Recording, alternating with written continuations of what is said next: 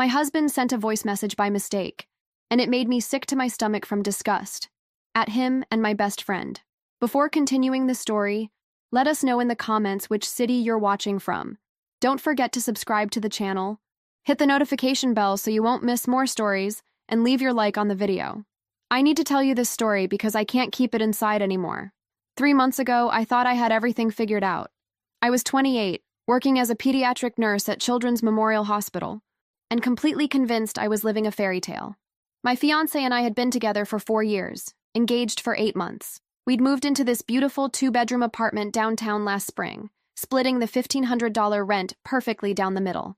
He worked as a graphic designer at a marketing firm, and we made a decent living together. Our wedding was set for October 15th, just 6 weeks away when everything fell apart.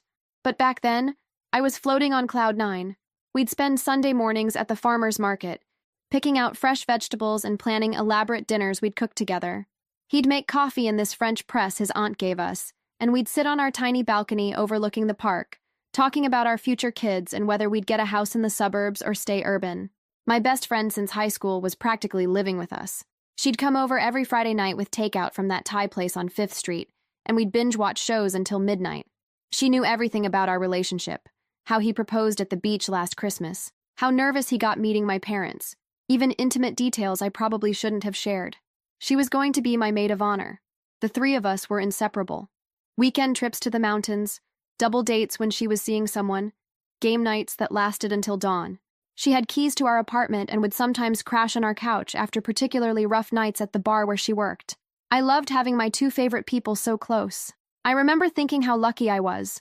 My coworkers would complain about their boyfriends or husbands, but I genuinely couldn't relate. He brought me flowers every other Tuesday. Not roses, but these mixed bouquets from the grocery store because he said they reminded him of my personality. Colorful and unexpected. He'd leave little notes in my scrubs pocket before I left for 12-hour shifts. We were planning this October wedding that felt like something out of a magazine. The venue was this gorgeous garden restaurant outside town, $3,000 for the day, which felt like a fortune, but was worth every penny. My dress was hanging in our closet, this simple but elegant thing I'd found on sale for $800. We'd taste-tested 6 different cake flavors and settled on lemon with raspberry filling. Our guest list was 93 people. We'd addressed invitations together on the dining table, laughing at my terrible handwriting and his perfectionist tendencies. His parents were flying in from Oregon. Mine were driving down from their retirement community in Florida. Everything was coordinated, confirmed, and paid for. The funny thing is, I can't remember a single red flag from that time. Maybe I was too blinded by happiness, or maybe I just trusted too easily. He seemed genuinely excited about the wedding, about our future. He'd talk about kids we might have, showing me houses online that we could maybe afford in 5 or 10 years. My best friend seemed just as invested in our happiness. She helped me pick out bridesmaid dresses, threw me a small engagement party at her apartment, and spent hours helping me research photographers and flowers. She'd joke that she was going to steal him if I ever messed up. But it felt harmless then. Just the kind of thing friends say. Looking back now, I wonder if there were signs I missed. But honestly, I don't think there were. I think some people are just really good at pretending until they're not. And when the mask finally slips, it doesn't just fall off. It gets ripped away so violently that you can't believe you ever thought it was real. That Tuesday in September started like any other day. I worked a long shift at the hospital, dealing with sick kids and worried parents. I was exhausted but happy, looking forward to getting home to him, to our life, to our future. I had no idea that by the end of that night, everything I thought I knew about love, friendship, and myself would be destroyed by a single misdirected voice message. I got home around 7:30 that evening, completely drained from a 12-hour shift. We'd had 3 emergency admissions, and I'd barely had time for lunch. All I wanted was a hot shower and maybe some leftover pizza from the weekend. As I dropped my keys on the kitchen counter, my phone buzzed with a voice message. I saw his name and smiled, thinking he was probably telling me he'd pick up dinner or asking what I wanted to watch later. We did this all the time. Little audio messages throughout the day, staying connected despite our busy schedules. I hit play while kicking off my shoes, expecting to hear his usual, "Hey babe, hope your shift wasn't too crazy" greeting. Instead, what I heard made my blood turn to ice. God, I can't stop thinking about what happened yesterday. I know I shouldn't have kissed you. I know it was wrong, but I haven't felt anything like that in, I don't even know how long. His voice was different, raw, desperate in a way I'd never heard. I'm sorry if I made things weird, but I had to tell you how I feel. I stood frozen in our hallway, my nursing bag still slung over my shoulder, trying to process what I was hearing. The truth is, I've been going through the motions with her for months now. Maybe longer. She's so predictable. Everything is always the same conversations, the same routines, the same everything. I feel like I'm suffocating. When I'm with you, I feel alive again. My hands started shaking. This couldn't be real. This had to be some kind of mistake. I know this sounds terrible, but sometimes when we're together, me and her, I just feel nothing, like I'm dead inside. She'll be talking about her day or planning something for the wedding, and I'm just nodding along, thinking about how boring my life has become, how boring she's made it. I sank onto our couch, the couch we'd picked out together, the couch where my best friend spent every Friday night, and listened to my fiancé destroy me with words I never imagined he was capable of saying. You want to know the worst part? The physical stuff has become like a chore. I have to fake interest, fake enthusiasm. With her, everything feels so mechanical, obligatory. But yesterday, when you kissed me back, when I touched you, Christ, I remember what desire actually feels like. I was going to be sick. Actually, physically sick. She's a good person. I know that. She's responsible and caring and all those things you're supposed to want in a wife. But she's also, God, this sounds awful. She's just so bland, so safe. There's no fire, no spontaneity. She's exactly the same person she was 4 years ago. Nothing surprises me anymore. The message continued, each word feeling like a physical blow. You, though, you're different. You challenge me. You're unpredictable and interesting and sexy in ways she could never be. When we're all together, I find myself watching you instead of listening to her talk about whatever mundane thing happened at work. I realized I was crying, ugly sobs that were making it hard to breathe. I know the timing is horrible with the wedding coming up, but I can't pretend anymore. I can't marry her feeling like this. I can't spend the rest of my life pretending to be happy with someone who makes me feel so empty. The message was 5 minutes long. 5 minutes of my fiancé comparing me to my best friend and finding me lacking in every possible way. 5 minutes of him explaining how repulsed he'd become by our relationship, our intimacy, our entire life together. I need to know if what happened yesterday meant something to you too, or if it was just a moment of weakness. Because if it was real, if you feel even a fraction of what I'm feeling, then maybe we can figure this out. Maybe I can find the courage to end things with her and start something real with you. The message ended with, I love you. Not the way I thought I loved her, but really love you. Call me when you get this. I sat there in complete silence for I don't know how long, holding my phone like it was a bomb that had just exploded in my hands. The apartment felt different, smaller, suffocating. Every piece of furniture, every photo on the wall, every shared memory felt contaminated by what I'd just heard. This wasn't just cheating. This wasn't just betrayal. This was systematic emotional destruction delivered in his own voice, with his own words, meant for the ears of the person I trusted most in the world. I looked at our engagement photo on the side table, both of us grinning like idiots, her arm around my shoulder, all three of us squeezed into the frame at some party last year. The same photo I'd looked at thousands of times with nothing but warmth and gratitude. Now, all I could see were two people who had been lying to my face while discussing how pathetic I was behind my back. I ran to the bathroom and vomited until there was nothing left. After I finished throwing up, I sat on our bathroom floor for what felt like hours, replaying every word of that message. The worst part wasn't just the betrayal, it was how specific and cruel his observations were. He hadn't just said he didn't love me anymore. He'd systematically dissected every aspect of who I was and found it wanting. Predictable, boring, dead inside when I'm with her, mechanical, bland. These weren't words said in anger during a fight. This was a calculated assessment of my worth as a human being, delivered with the casual cruelty of someone discussing a disappointing meal. I kept thinking about all the times recently when I'd tried to be more spontaneous. Last month, I'd surprised him with tickets to that concert he mentioned wanting to see. He'd seemed pleased but distracted, checking his phone throughout the show. 2 weeks ago, I'd suggested we try that new sushi place instead of our usual Friday night pizza. He'd agreed but spent the entire dinner comparing it unfavorably to places he'd been with work friends. Now I understood. It wasn't that he hadn't noticed my efforts. He'd decided they were pathetic attempts from someone fundamentally boring trying to be interesting. Every gesture of love or adventure was just more evidence of how predictable I was. But the comparison to her, that was what made me feel like my skin was crawling. He'd talked about her like she was everything I wasn't. Alive. Interesting. Sexy in ways she could never be. He'd watched her while I was talking, fantasized about her while touching me. How long had this been going on? How many Friday nights had they exchanged knowing looks while I rambled about my day? How many times had I confided in her about our relationship while she was actively working to destroy it? I thought about yesterday. Tuesday. What had happened yesterday? I'd worked a double shift, covering for another nurse who'd called in sick. I hadn't gotten home until almost 10, and he was already asleep. Or pretending to be asleep.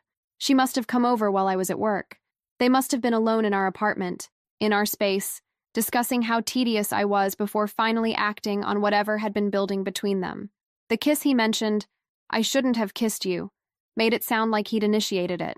But then he said, "when you kissed me back," which meant she'd participated willingly. This wasn't some drunken mistake or moment of weakness. This was two people who'd been wanting this, planning this, maybe for months. I crawled to our bedroom and looked at our bed with new eyes. Had they been here? On sheets I'd washed and pillows I'd fluffed? Had my fiancé and best friend explored their mutual attraction while discussing my shortcomings? The engagement ring on my finger felt like it was burning. I'd been so proud of it. Not huge or flashy, but thoughtful. He'd saved for months to buy it, or so he'd told me. Now I wondered if he'd been fantasizing about putting it on someone else's finger. Our wedding planning suddenly took on a nightmarish quality. All those evenings we'd spent addressing invitations, tasting cakes, finalizing details. Had he been going through the motions while privately planning his escape? Had she been helping me plan a wedding to a man who was already emotionally checked out? I remembered her helping me pick out bridesmaid dresses just 2 weeks ago. We'd spent an entire Saturday driving to 3 different shops, trying to find something that looked good on all 4 bridesmaids. She'd been so enthusiastic, so invested in making sure everything was perfect. The whole time, she was planning to steal my groom. The cruelest part was realizing I had no one to call. In moments of crisis, she was always my first call. When my grandmother died last year, she was at our apartment within 20 minutes, holding me while I cried. When I was worried about a patient or stressed about work, she listened for hours and gave thoughtful advice. Now, sitting alone in our apartment, I understood that I'd lost 2 people in the span of 5 minutes. My fiancé and my best friend had been systematically dismantling my sense of self-worth while I trusted them completely. I looked around our bedroom, at his clothes in the closet, at the book I'd bought him sitting on his nightstand, at the photo of us from our trip to the beach last summer. Everything felt contaminated. This wasn't my home anymore. It was a stage set where 2 people had been performing their affection for me while falling in love with each other. The worst part was that I could already hear their justifications. They'd say it just happened. They'd say they fought their feelings. They'd say they never meant to hurt me. But that message told a different story. One of someone who'd been analyzing my inadequacies for months, building a case for why I deserved to be discarded. I realized I was still wearing my scrubs from the hospital, still had my hair in the same ponytail I'd worn for 12 hours while taking care of other people's children. I looked exactly like what he'd described. Predictable, boring, exactly the same person I was 4 years ago. Maybe he was right. Maybe I was everything he'd said I was. But did that mean I deserved to be humiliated like this? Did being bland mean I deserved to have the 2 people I loved most conspire against me behind my back? I couldn't stay in that apartment. Everything felt poisoned. The couch where we'd planned our future. The kitchen where we'd cooked together. The bedroom where I now questioned every intimate moment we'd shared. I threw some clothes into my old college duffel bag, grabbed my laptop and nursing textbooks, and left before he came home. I drove around for 2 hours before finally checking into a budget motel on the highway. The room was depressing. Stained carpet, flickering fluorescent light, the smell of cigarettes soaked into everything. But it was mine. No shared memories, no contaminated spaces, no reminders of how thoroughly I'd been deceived. Lying on that scratchy bedspread, I replayed the audio message again and again, torturing myself with the specific words he'd used. She's exactly the same person she was 4 years ago. Nothing surprises me anymore. The dismissive way he'd said it, like being consistent, was a character flaw, rather than a virtue. I'd always thought stability was something to be proud of. I showed up for my shifts, paid my bills on time, remembered birthdays, kept my promises. In nursing school, they'd taught us that reliability was one of the most important qualities in healthcare.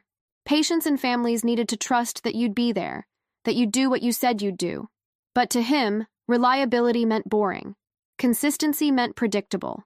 Being the same person he'd fallen in love with 4 years ago wasn't evidence of authentic character. It was proof that I'd failed to evolve into someone worthy of his continued interest. The isolation was crushing. For 4 years, every significant moment in my life had been shared with both of them. Good news from work, family drama, health scares, celebrations. They were my first calls, my built-in support system. Now I was completely alone with the worst thing that had ever happened to me. I tried to think of other friends I could call, but our social circle revolved around them. The people from work I was friendly with didn't know about my personal life. My college friends had scattered across the country. My family lived 800 miles away and would be devastated to learn their future son-in-law was a fraud. Wednesday morning came with no sleep and 17 missed calls from him. I'd turned my phone to silent but watched it light up throughout the night. By morning, there were 12 voicemails I couldn't bring myself to listen to, and 43 text messages that I could see the previews of. "Where are you? Please come home. We need to talk." "I can explain." She'd called 6 times and sent a series of increasingly frantic texts. I could see enough of the preview to know she was playing the victim. "I need to explain what really happened. Please don't hate me. It's not what you think." But I knew exactly what it was. I'd heard it in his own words, delivered in that intimate tone he'd never used with me. The tone of someone sharing his deepest truth with the person who actually mattered to him. I called in sick to work, which I'd never done in 3 years unless I was actually ill. My supervisor sounded concerned. I'd always been the reliable one, the one who covered other people's shifts, not the one who needed coverage. I managed to croak out something about food poisoning and hung up before she could ask questions. By noon, I'd found a small furnished room to rent week to week in a house near the hospital. The landlady was this elderly woman who seemed to specialize in housing people in transition, divorce, job loss, life falling apart. The room was tiny but clean, with a single bed, a desk, and a shared bathroom down the hall. $200 a week, utilities included. I moved my few belongings from the motel to this new space and tried to figure out what came next. The wedding was 6 weeks away. We'd put deposits down on everything: venue, catering, flowers, photography. My dress was hanging in the closet of an apartment I couldn't bear to enter. But the practical concerns felt secondary to the emotional devastation. I kept hearing his voice describing our physical intimacy as mechanical and obligatory. How long had he been faking it? How many times had I initiated sex thinking we were connecting, while he was just going through the motions and thinking about her? She's so bland, so safe. There's no fire, no spontaneity. The words played on repeat in my mind.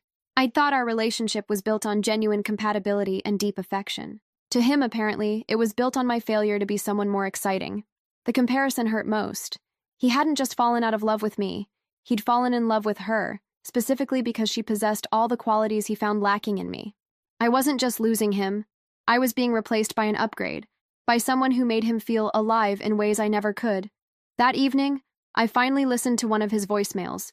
His voice was panicked, desperate. "Baby, please, I know you heard the message. It wasn't supposed to go to you. I'm so sorry. I'm so fucking sorry. Please come home so we can talk about this. It's not what it sounded like, I promise. I love you. I love you so much. Please don't disappear on me." But I'd heard what it sounded like.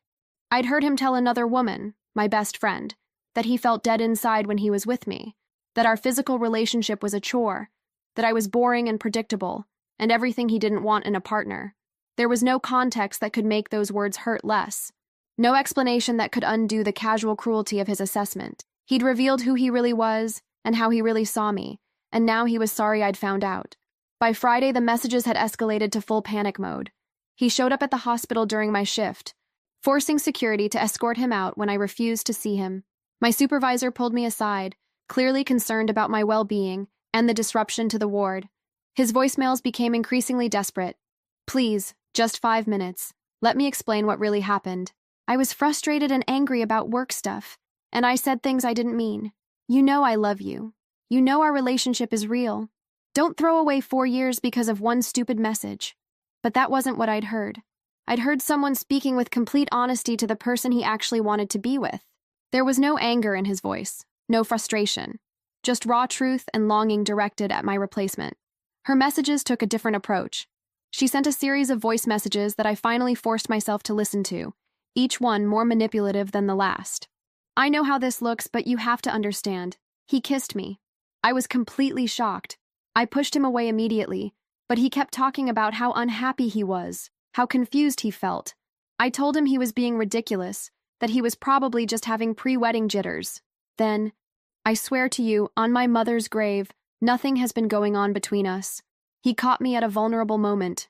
You know how things have been with my job, and I didn't handle it well. But I never encouraged this. I would never do that to you. And finally, the things he said about you in that message. I need you to know I disagree with all of it. I told him he was being cruel and stupid. You're not boring or predictable. You're steady and loving and everything good in this world. He doesn't deserve you if he can't see that. The last message was the most insulting of all. If she'd really disagreed with his assessment of me, if she'd really told him he was being cruel, then why was she meeting him alone in my apartment? Why was she kissing him back? Why was she helping him plan his escape from our relationship? More importantly, the fact that she felt comfortable enough to record these elaborate lies told me she thought I was stupid enough to believe them.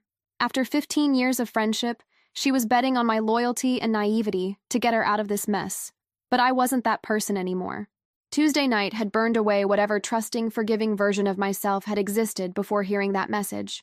The woman sitting in this tiny rented room was someone harder, more skeptical, less willing to accept comfortable lies. I started thinking about the past few months differently. Her enthusiasm for wedding planning took on a sinister quality.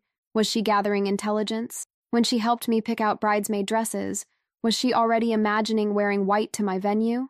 I remembered her asking detailed questions about our relationship. How often do you guys have sex? Do you think he's happy? Don't you ever want more excitement? At the time, I'd thought she was being a good friend, showing interest in my life. Now I realized she was conducting research. The Friday night dinners, the weekend trips, the constant presence in our apartment. She hadn't been spending time with us as a couple. She'd been spending time with him while I happened to be there. I was the third wheel in my own relationship. His messages grew more aggressive as the weekend approached. I know you're getting her messages too. Don't listen to her version of what happened. She's trying to save face, but she wanted this just as much as I did. Maybe more. She's been flirting with me for months, so now they were turning on each other, each trying to throw the other under the bus to minimize their own culpability. He was painting her as the seductress. She was painting him as the aggressor. Both narratives conveniently ignored the months of emotional infidelity and systematic undermining of my self-worth. I typed and deleted 100 responses to both of them. Part of me wanted to unleash all my rage, to tell them exactly what their betrayal had cost me. But a larger part of me understood that engaging with them at all would give them what they wanted. Access to me, a chance to manipulate the narrative, an opportunity to make me doubt my own perceptions. Instead, I focused on practical matters. I called our wedding venue and explained there had been a family emergency. The deposits were non-refundable, but they agreed to hold the date in case we wanted to reschedule. I couldn't bear to say the word canceled yet. I contacted the photographer, the florist, the caterer. Each conversation was humiliating in its own way. These people had been excited about our wedding, had invested time in making our day special. Now I was the woman whose groom had changed his mind 6 weeks before the ceremony. The hardest call was to my parents. I'd been putting it off for days, but they needed to know before they started their drive from Florida. My mother answered on the second ring, immediately sensing something was wrong. "The wedding is off," I managed to say before breaking down completely. "What happened, sweetheart? Did you two have a fight?" How could I explain that my fiancé had accidentally sent me a voice message meant for my maid of honor, detailing how repulsive he found me and how much he preferred her? How could I tell my mother that the man she'd welcomed into our family thought I was boring and predictable and dead inside? "He's been having an affair," I said finally. It was simpler than the whole truth, but it covered the essential facts. The silence that followed was deafening. Then my father's voice in the background. "An affair? That son of a bitch." "With who?" my mother asked quietly. I couldn't say her name. After 15 years of my mother treating her like a second daughter, I couldn't be the one to destroy that relationship too. "Someone I trusted," I said, and started crying again. The worst part about trauma is how it rewrites your past. Sitting alone in my rented room, I began analyzing every moment of our relationship through the lens of his brutal honesty. Had I always been boring? Was there a specific moment when he decided I wasn't worth his genuine affection anymore? I remembered our third anniversary dinner at that Italian restaurant downtown. I'd worn a red dress I'd bought specifically for the occasion, something more daring than my usual style. Throughout dinner, he seemed distracted, checking his phone repeatedly. I'd asked if everything was okay, and he'd said work was stressing him out. Now I wondered, was that when it started? Had she texted him that night? Had he been comparing me to some fantasy version of her while I sat across from him, trying to be more interesting? The cruel precision of his words haunted me. She's exactly the same person she was 4 years ago.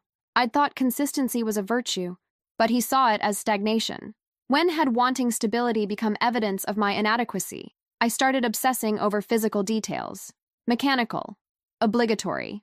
How long had our intimate moments been performances on his part? I replayed recent memories with this new knowledge, and they felt contaminated. Every time I'd initiated contact, every time I'd thought we were connecting, had he been lying there thinking about her instead? The comparison was the cruelest part. It wasn't just that he'd fallen out of love with me. He'd fallen in love with someone who embodied everything he found lacking in me. She was alive where I was dead inside. She was interesting where I was predictable. She was sexy in ways she could never be. I found myself studying my reflection obsessively, cataloging all the ways I apparently failed to measure up. My brown hair that I'd always thought was pretty. Was it too ordinary? My preference for comfortable clothes over trendy ones. Was that what made me bland? My habit of asking about his day and sharing mine. Was that the same conversation he found so tedious? The worst part was that I could see his point. Compared to her, I probably was boring. She worked nights at an upscale bar, had stories about interesting customers and wild adventures.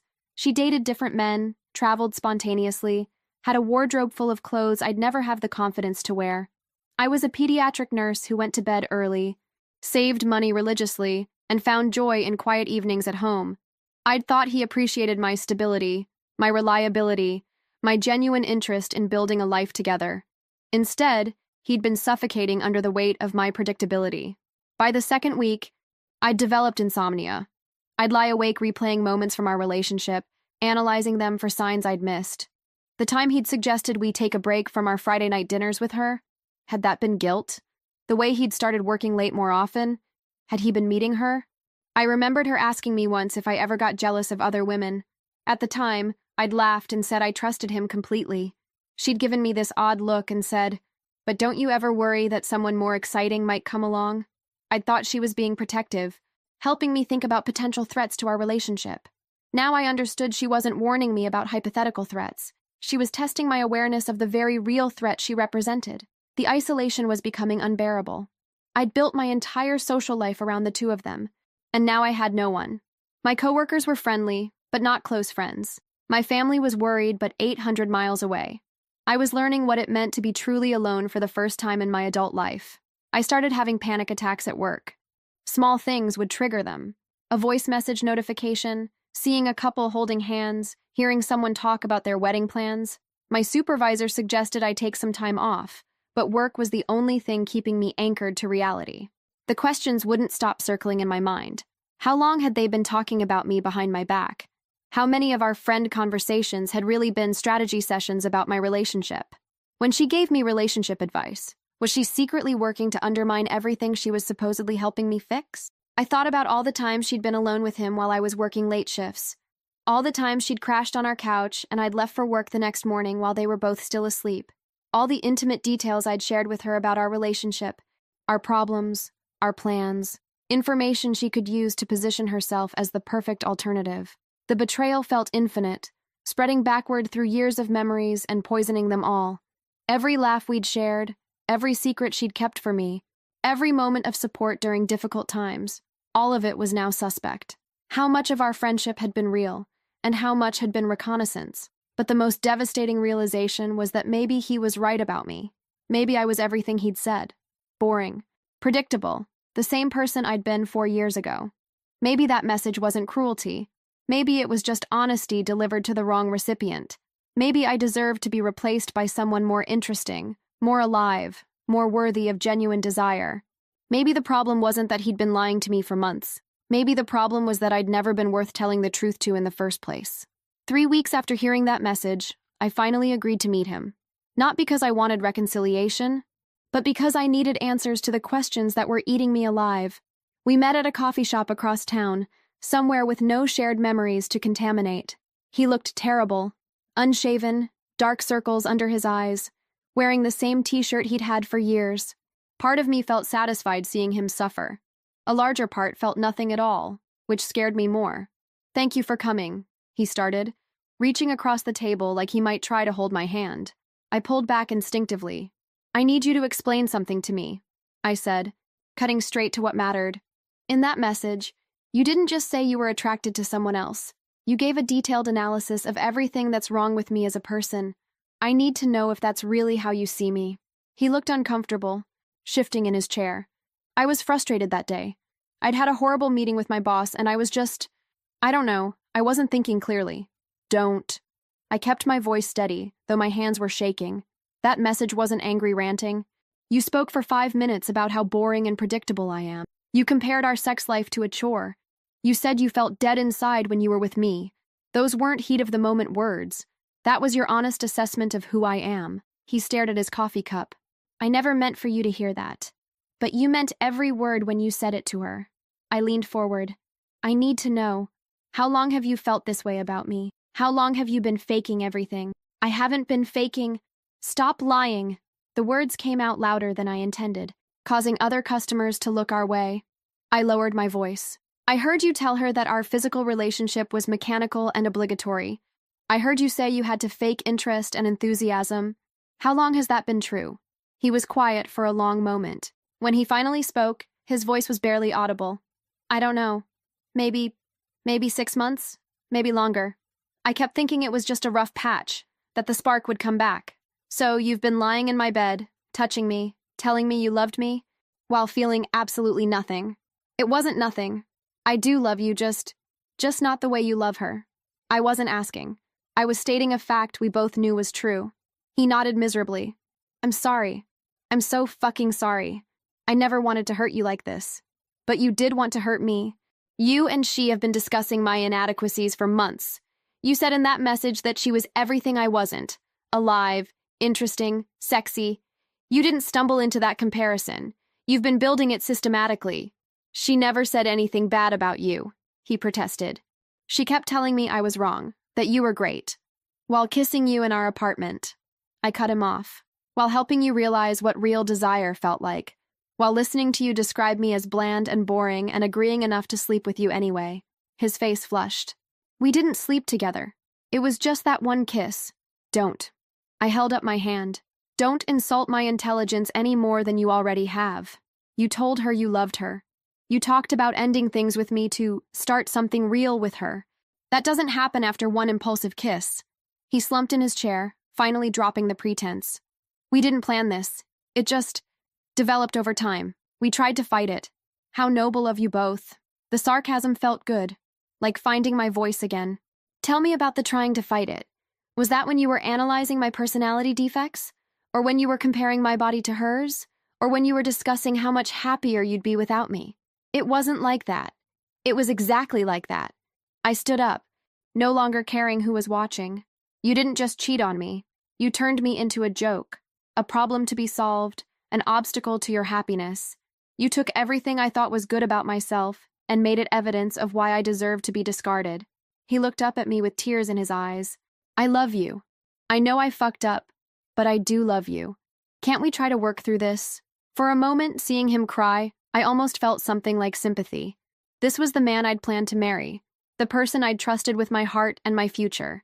But then I remembered his voice in that message, not sad or conflicted, but excited and alive in a way he'd apparently never been with me. "No," I said simply.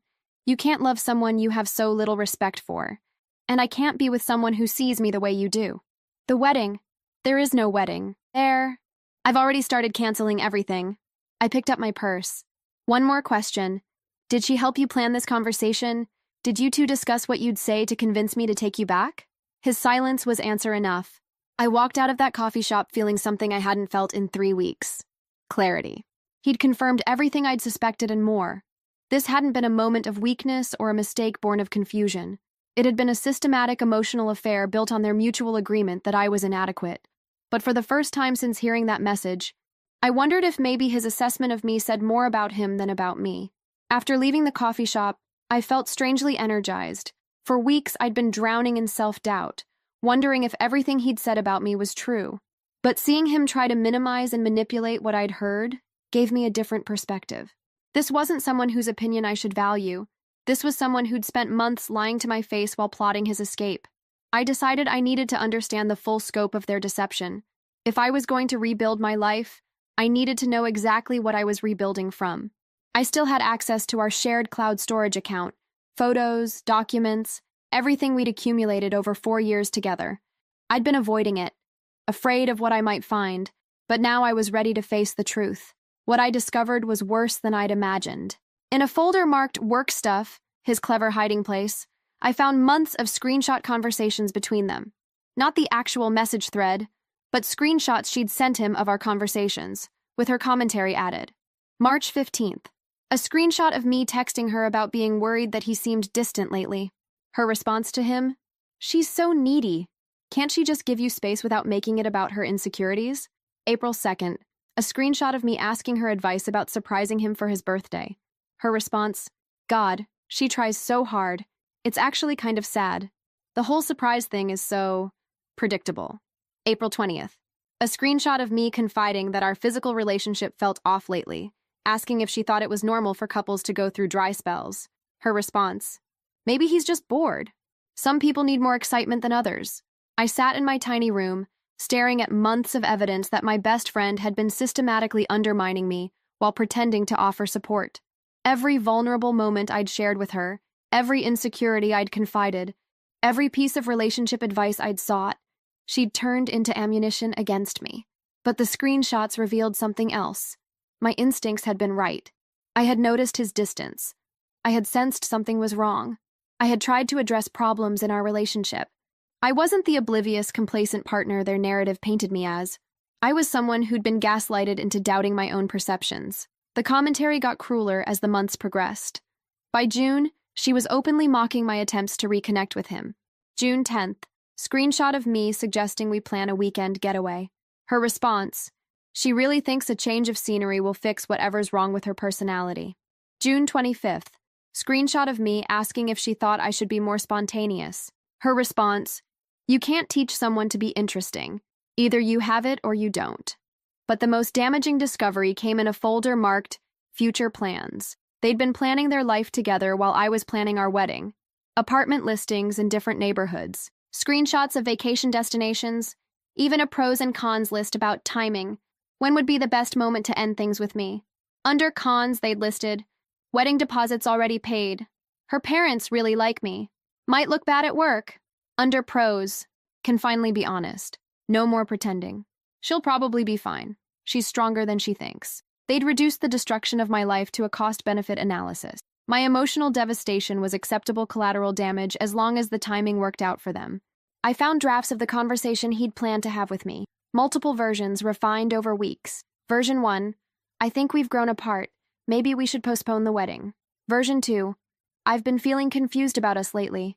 I need some time to figure things out. Version 3, I don't think I'm ready for marriage. It's not you. It's me. Each version was designed to make me blame myself while giving him the freedom to pursue her.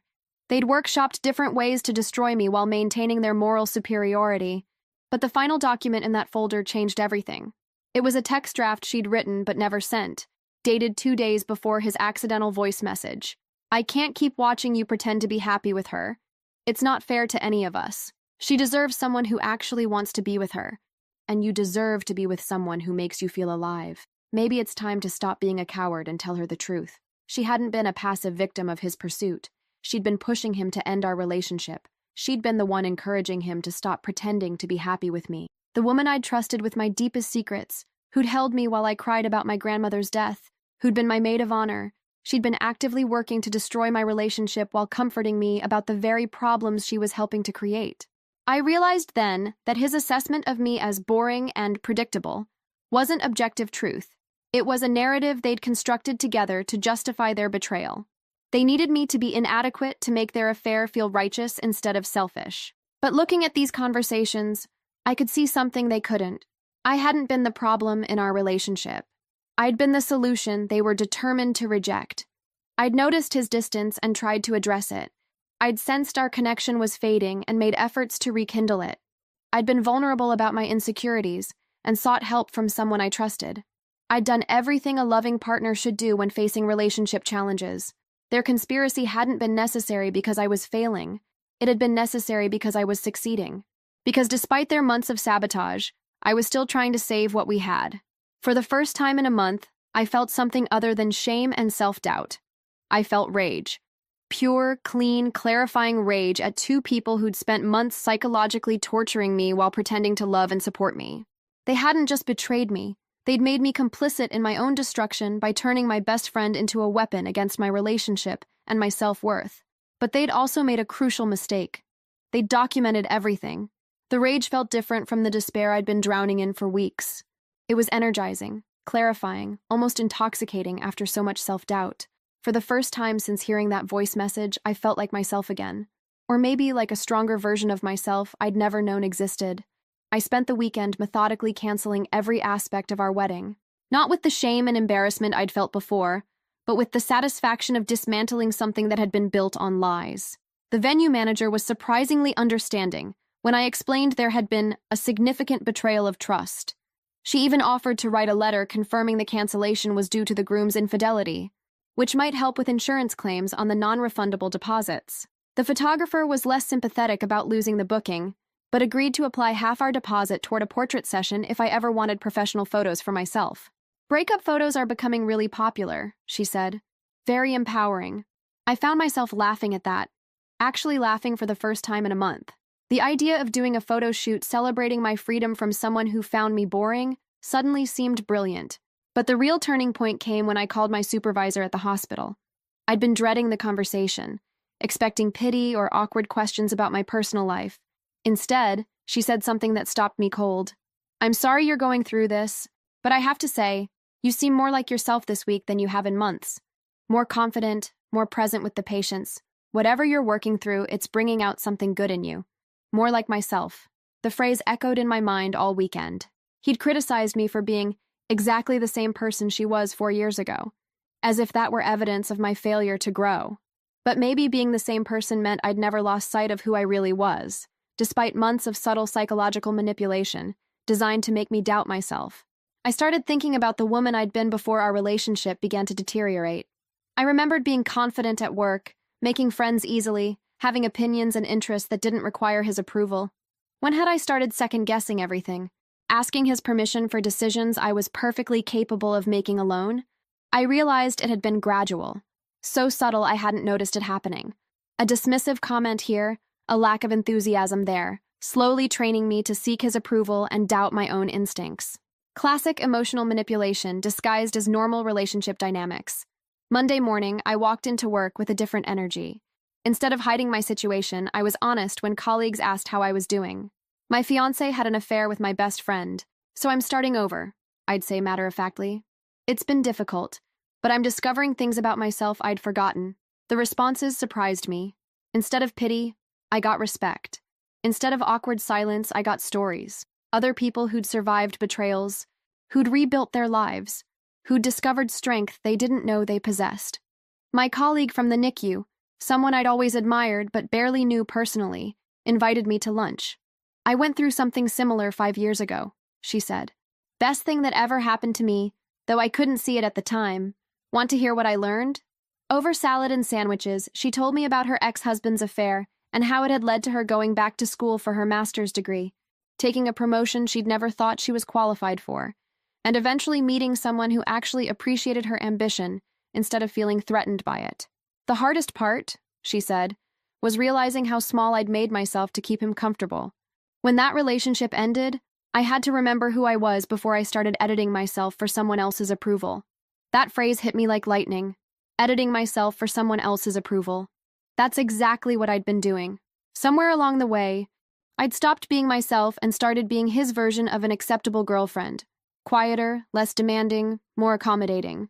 I thought about my old hobbies that had gradually disappeared. I used to paint watercolors on Sunday mornings, but he'd made comments about the smell of the paints and the mess on the kitchen table. I used to go to book clubs and community events, but he'd always had something else he wanted us to do together. I used to speak up more at work, but he'd made jokes about me being too serious about my job. Little by little, I'd shrunk myself to fit his preferences, and then he'd criticized me for being small.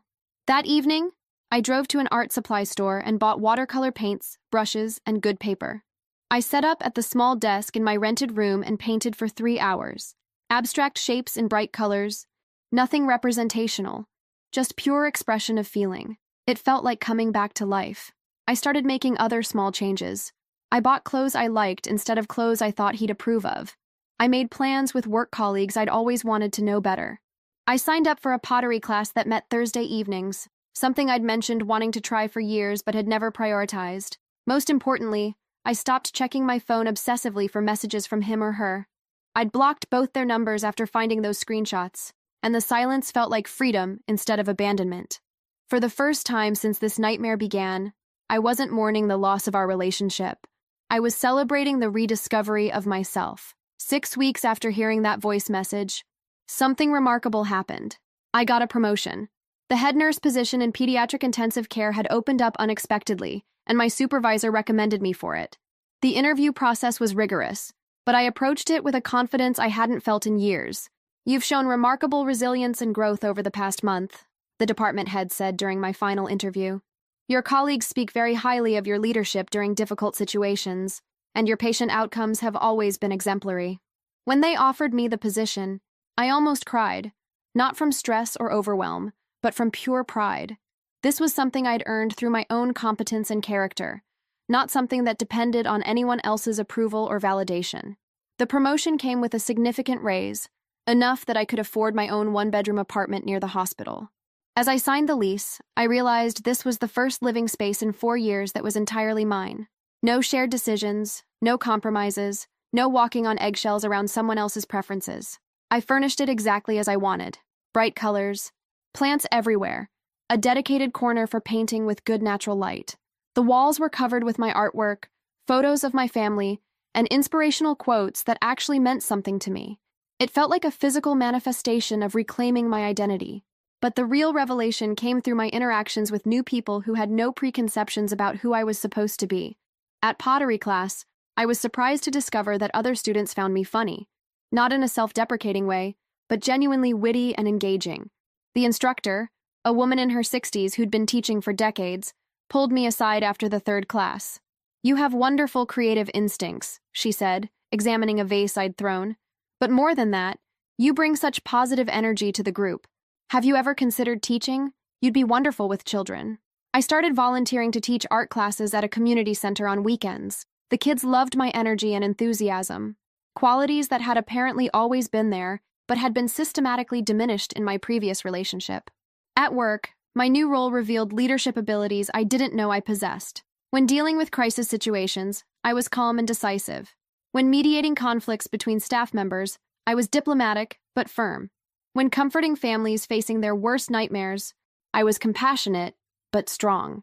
"You're not the same person who started here 3 years ago," my former supervisor observed. "There's something different about you, more confident, more sure of yourself." But I was the same person. That was the beautiful realization. I was exactly who I'd always been underneath all the self-doubt and second-guessing. The difference was that I was no longer filtering myself through someone else's critical lens. The watercolor paintings I'd started as therapy evolved into something more serious. I began selling pieces at local art fairs, and even got commissioned to paint a mural for the hospital's children's wing. The pediatric patients loved watching me work, and I loved their uninhibited enthusiasm for color and creativity. 3 months after the breakup, I ran into him at a grocery store. I'd been dreading this moment, imagining how awkward and painful it would be. Instead, I felt nothing but mild curiosity about someone who used to be important to me. He looked worse than when I'd seen him at the coffee shop. Thinner, tired, somehow diminished. He approached me cautiously, as if I might flee or cause a scene. "You look," he started, then seemed to struggle for words. "You look really good. Happy." "I am happy," I said simply, and meant it completely. "I've been wanting to talk to you," he continued, "to apologize properly. What we did was wrong, and the way we did it was cruel. You deserved so much better." I studied his face, looking for the man I'd once loved, once planned to marry. He was there, but somehow smaller than I remembered. Had he always been this way? Or had my perception of him been inflated by my need for his approval? "Thank you," I said. "I appreciate that." He seemed surprised by my calm response. "How are you doing?" "Really? Really?" "I'm doing better than I've done in years. The promotion at work is going well. I'm painting again. I have new friends. I'm discovering who I am when I'm not trying to be someone else's version of perfect." Something flickered across his face. Regret, maybe, or recognition of what he'd lost. "I heard about the promotion. That's wonderful. You deserve it." He paused. "I also heard about the art classes and the mural. I always knew you were talented, but you never seemed that interested in pursuing it seriously." "I was interested," I said quietly, "but someone convinced me it wasn't practical or important enough to prioritize." He had the grace to look ashamed. "I did that, didn't I?" "We both did. I let myself become smaller to keep you comfortable, and you encouraged it because it made you feel more important." I shifted my shopping basket to my other arm. "But that's not your fault entirely. I made those choices." "Are you—" He hesitated. "Are you seeing anyone?" The question surprised me with how little it affected me. "I'm focusing on myself right now. I'm learning that I actually like my own company." "And her?" I asked, not because I cared deeply, but because I was curious about how their grand love affair was working out. His expression darkened. "We broke up 2 months ago." I felt a small, satisfied smile tug at my lips. "What happened?" "Turns out," he said bitterly, "she's pretty high maintenance and dramatic, and she expected me to completely change my life around her schedule and preferences." He caught himself. "I guess I finally understood how unfair it is to expect someone to be different than who they really are." I almost laughed. He'd discovered that the exciting and unpredictable woman he'd left me for was actually just difficult to be with. The qualities he'd found so attractive from a distance became exhausting when he had to live with them daily. "I'm sorry it didn't work out," I said, and surprised myself by meaning it. Not because I wanted him back, but because I genuinely wished him well. "Do you think—" he started, then stopped. "Never mind." "What? Do you think there's any chance for us?" "I know I hurt you, but I realize now what I lost. You're an amazing woman, and I was too stupid to see it." For a moment, I felt a familiar tug. The old habit of wanting to fix things, to make other people happy, to be understanding and forgiving. But then I remembered who I'd become over the past few months, and the feeling passed. "I think you need to figure out who you are and what you actually want," I said gently. "Because the person you fell in love with was never the problem. The problem was that you decided to be unhappy and then blamed me for your unhappiness." I started to walk away, then turned back. "For what it's worth, I forgive you both. Not because you deserve it, but because carrying anger around was poisoning my joy. I hope you find whatever it is you're looking for." As I walked to my car, I realized something profound had just happened. I'd faced the person whose opinion had once defined my self-worth, and I'd felt completely secure in who I was with or without his approval. That night, I painted until dawn, bold, confident strokes and colors that made me happy. I was no longer the woman who'd been too boring and predictable to keep a man's attention. I was someone entirely new, built from the strength I'd discovered in my lowest moment. 8 months after that devastating voice message changed my life, I received an unexpected call from an old mutual friend. She was getting married and wanted to give me a heads up that both my ex-fiancé and former best friend were invited to the wedding. More importantly, she wanted me to know they were bringing dates. "Different dates," she clarified. "They broke up months ago, and apparently it got pretty ugly. I thought you should know in case you wanted to avoid any awkward encounters." I thanked her for the warning, but realized with surprise that the news barely affected me. I felt a mild curiosity about how their grand romance had imploded, but no satisfaction or vindication. They'd become characters in a story that no longer had any bearing on my actual life. A few days later, that same friend called back with gossip she couldn't resist sharing. "I probably shouldn't tell you this," she began, which immediately meant she absolutely was going to tell me. "But I heard from someone who works with him that he's been complaining about how unstable and demanding she was. Apparently, she wanted him to move in with her immediately, quit his job to travel together, and got jealous whenever he talked to other women. The irony was so perfect it almost felt scripted.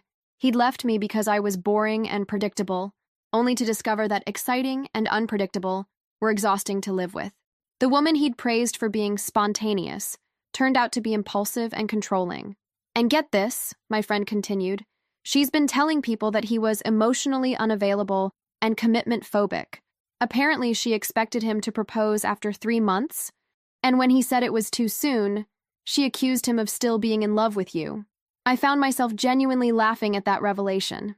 After spending months systematically undermining my relationship and self-worth to justify their affair, they'd discovered they didn't actually like each other very much when forced to be together honestly. The best part, she concluded, is that she's been reaching out to mutual friends, trying to get people to choose sides. But nobody wants to get involved because everyone knows what they did to you. She's basically made herself a pariah. That information did give me a small sense of justice.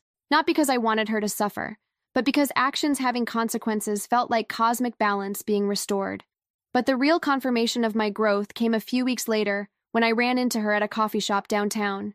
I was meeting a new friend, someone from my pottery class who'd become genuinely close, when I spotted her sitting alone at a corner table, looking miserable. For a moment, our eyes met. I saw recognition, shame, and something that might have been longing. She looked like she wanted to approach me, maybe to apologize or explain or beg for forgiveness. A year ago, I would have felt compelled to go over, to hear her out, to try to understand her perspective and possibly rebuild our friendship. The people-pleasing part of me would have convinced myself that forgiveness meant reconciliation. Instead, I gave her a polite nod. Not hostile, not warm, just acknowledgement that we were two people who used to know each other, and continued my conversation with my friend. Later, as we were leaving, she did approach me. "Can we talk?" she asked, her voice small and uncertain. "I don't think that would be productive for either of us," I replied calmly. "I hope you're doing well." She looked stunned by my response, as if she'd expected either anger or automatic forgiveness. The idea that I might simply be indifferent to her seemed not to have occurred to her. "I just want you to know," she said quickly, "that I never meant for things to happen the way they did. I was confused and stupid, and I've regretted it every day since." "I believe you," I said, and I did. "But that doesn't change anything. What you did revealed who you are as a person, and that's not someone I want in my life." "But we were friends for 15 years, she pleaded. "Doesn't that mean anything?" "It means I learned an important lesson about the difference between someone who acts like a friend and someone who actually is one." I paused, not wanting to be cruel but needing to be clear. A real friend wouldn't have spent months psychologically undermining me while pretending to offer support. She started to cry then, and I felt a familiar tug of sympathy. But I also remembered the screenshots of our conversations, her mocking commentary on my neediness and attempts to improve my relationship, her active encouragement of his criticism of me. "I'm not the same person I was then," she said through tears. "Losing you, losing him, losing friends who found out what we did, it made me realize how terrible I was. I've been in therapy, working on myself." "That's good," I said genuinely. "I hope therapy helps you figure out why you thought it was acceptable to betray someone who trusted you completely. But that work is for you, not for me." As I walked away from that encounter, I realized something profound had shifted in me. I no longer needed to be needed. I no longer felt responsible for other people's emotional comfort at the expense of my own well-being. I could acknowledge her pain without feeling obligated to relieve it. The woman I'd become over the past 8 months wouldn't have been recognizable to the person who'd received that devastating voice message. That woman had been so afraid of being disliked, so desperate for approval, so convinced that her worth depended on other people's happiness with her. This woman knew her own value and didn't need external validation to feel complete. This woman had boundaries and enforced them without guilt. This woman understood that forgiveness didn't require relationship restoration. That night, I added another painting to my growing collection, this one featuring a butterfly emerging from a chrysalis, surrounded by bright, bold colors that represented all the joy I'd discovered in my own company. I was no longer the woman who'd been too boring to keep someone's interest. I was someone who'd learned that being interesting to myself was more important than being interesting to someone who couldn't appreciate my value. I was someone who'd turned the worst betrayal of my life into the foundation for becoming the most authentic version of myself I'd ever been. 1 year after receiving that voice message that destroyed my life and rebuilt it better, I was sitting in my art studio, the spare bedroom of my beautiful one-bedroom apartment, putting finishing touches on a painting commissioned by the hospital's board of directors. They wanted something for the new family counseling center, and they'd specifically requested my work. The painting was called Growth After Storm, abstract figures in muted blues and grays gradually transforming into vibrant yellows and oranges. It represented exactly what I'd experienced, the way devastation could become the soil for something more beautiful than what had been destroyed. My phone buzzed with a text from my parents. "Can't wait to see you next weekend. Dad's already planning which restaurants we'll try." They were visiting for the opening of my first solo art show at a local gallery. 15 paintings chronicling my journey from betrayal to self-discovery, with proceeds benefiting the children's art therapy program I'd started at the hospital. The art show had been my colleague's idea, the same one who'd first noticed I seemed more like myself after the breakup. "You should share this work," she'd said after seeing my latest pieces. "Not just because it's beautiful, but because other people need to see that survival can look like this." As I cleaned my brushes, I reflected on how completely my life had transformed. The head nurse position had led to opportunities I'd never imagined, speaking at conferences about pediatric care, consulting on hospital art therapy programs, even being interviewed for a magazine article about healthcare workers who pursued creative passions. But the external changes were nothing compared to the internal transformation. I'd learned to trust my own instincts, to value my own opinions, to find joy in my own company. I no longer filtered my thoughts and feelings through the lens of someone else's approval. The woman who'd been devastated by being called boring and predictable had discovered that consistency was actually a superpower. Patients and families trusted me because they knew I'd show up, keep my promises, and provide stable support during their worst moments. My art students loved my reliability and encouragement. My friends valued my loyalty and authenticity. What he'd seen as character flaws were actually character strengths that he'd been too immature to appreciate.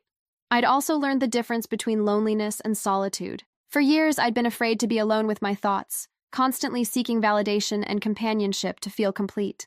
Now, some of my happiest moments were spent painting in silence, walking through parks by myself, or reading in coffee shops without needing to share the experience with anyone else. That didn't mean I was isolated. I'd built genuine friendships with people who appreciated who I actually was, not who they wanted me to be. My pottery class friends, my colleagues, my art therapy students' families. I was surrounded by people who saw my authenticity as a gift, not a flaw. A few months earlier, I'd started dating someone new, a teacher I'd met at the community center where I volunteered. What struck me most about our relationship was how effortless it felt to be myself around him. He found my predictability charming rather than boring, appreciated my reliability rather than taking it for granted, and actively encouraged my artistic pursuits rather than viewing them as inconvenient hobbies. "I love that you're exactly who you seem to be," he'd told me after our third date. "No games, no pretense, just genuine kindness and intelligence. It's refreshing." The contrast to my previous relationship was stark. Instead of making me feel like I needed to be more exciting to keep his interest, he made me feel like my natural personality was exactly what he'd been hoping to find. Instead of criticism disguised as helpful suggestions, he offered genuine compliments and support. But more importantly, I didn't need his validation to feel worthy. I'd learned to generate my own sense of self-worth, so his appreciation felt like a wonderful bonus rather than a desperate necessity. As for my ex-fiancé and former best friend, I'd heard updates through mutual acquaintances over the past year. He'd dated several women briefly, apparently repeating the same pattern: initial excitement followed by criticism and emotional withdrawal when they didn't meet his impossible standards. According to friends, he'd developed a reputation as someone who was never satisfied, always looking for something better. She'd moved to a different city after burning most of her bridges locally. The mutual friends who'd initially been sympathetic to her claims of remorse had grown tired of her dramatic stories and victim narratives. Last I'd heard, she was in another complicated situation with a married man, apparently having learned nothing from our experience. But their stories no longer interested me much. They'd become cautionary tales rather than sources of pain, examples of what happened when people built relationships on criticism and competition rather than genuine appreciation and support. The most profound realization of this entire journey was understanding that his cruel assessment of me had revealed more about his character than mine. Someone who truly loved me wouldn't have been able to speak about me with such casual dismissiveness. Someone who valued me as a person wouldn't have systematically cataloged my inadequacies for another woman's entertainment. The message that had initially destroyed my self-worth had actually been a gift, a glimpse behind the mask he'd been wearing for months, showing me who he really was when he thought I couldn't hear him.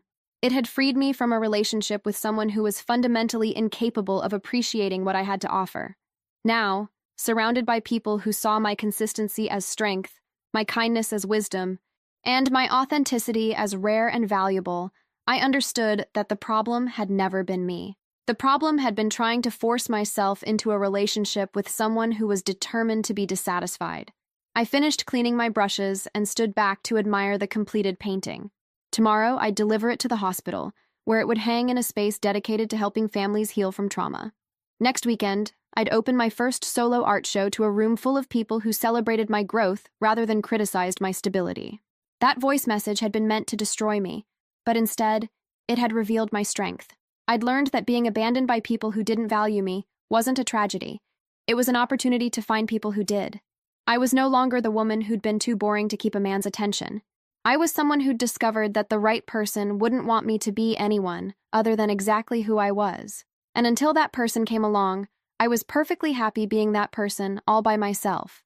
The woman who'd vomited from shame and devastation a year ago had been reborn as someone who knew her own worth and wouldn't accept less than she deserved. That transformation, born from the ashes of betrayal, was the greatest work of art I'd ever created.